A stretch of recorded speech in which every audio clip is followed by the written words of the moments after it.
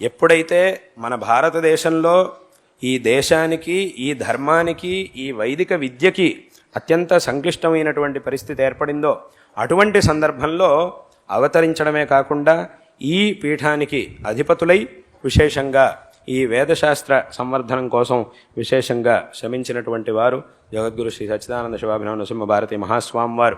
అందుకే వారి యొక్క ఈ జయంత్యుత్సవ సందర్భంలో విశేషంగా వేదశాస్త్ర సభల్ని ఇక్కడ నిర్వహించాలి అనే దాన్ని మేము విశేషంగా సంకల్పించాం. మా గురువరేణ్యులు వారి గురించి రాసినటువంటి స్తోత్రం ఒకటి ఉంది. ఆ స్తోత్రంలో ఒక మాట నన్ను రాశారు. ఏమిటంటే, వేదశాస్త్ర సంప్రదాయ పాలనే ధృతవ్రతాన్ విద్వదాలి గీయమాన పాండితీ విభూషితాన్ అని 2 మాటలను అక్కడ చెప్పారు. ఈ వేదశాస్త్ర విద్యను, ఈ వేదశాస్త్ర సంప్రదాయాల్ని చక్కగా అభివృద్ధి చేసి అందరికీ కూడా వాటిని ఆచరించేటటువంటి ప్రేరణని కలిగించినటువంటి వారు. అదేవిధంగా విద్వదాలి గీయమాన పాండితీ విభూషితాన్, విద్వాంసులందరూ కూడా ఎంతో గొప్పగా ఎవరి యొక్క పాండిత్యాన్ని కీర్తిస్తున్నారో అటువంటి పాండిత్యాన్ని కలిగినటువంటి వారు అని.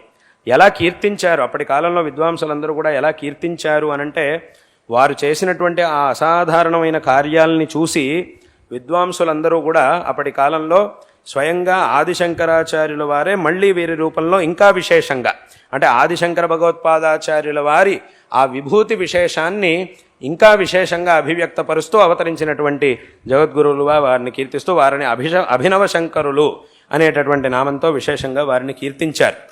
అందుకే ఇవాళ రోజున వారి యొక్క జన్మస్థానం అనేది ఏదైతే ఉందో మైసూరులో ఆ శంకర మఠం, దానికి అభినవ శంకరాలయము అని దానికి పేరు, అప్పటి కాలంలోనే పేరు పెట్టారు. అదేవిధంగా ఈ వేదాంత సంప్రదాయం, ఈ అధ్యయన సంప్రదాయం అనేది ఏదైతే ఉందో దీన్ని విశేషంగా ప్రవర్తింపజేశారు. ఇవాటి రోజున కుప్ప విశ్వనాథ శర్మ గారు ఆయన ఇక్కడ భాషణం చేశారు, వారి యొక్క చరిత్ర గురించి భాషణం చేశారు. ఆయన వేదాంతంలో చక్కటి పాండిత్యం కలిగినటువంటి వారు.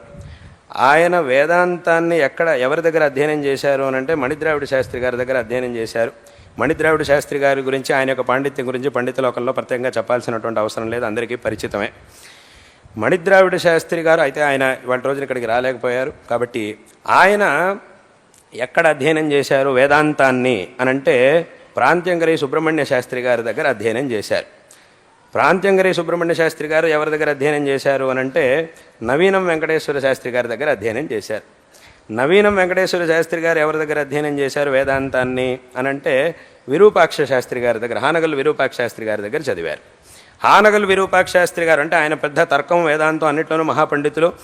ఆ విరూపాక్ష శాస్త్రి గారు ఎవరి దగ్గర చదివారు అనంటే సచ్చిదానంద శివాభినవ నరసింహ భారతి స్వామి వారి దగ్గర చదివారు.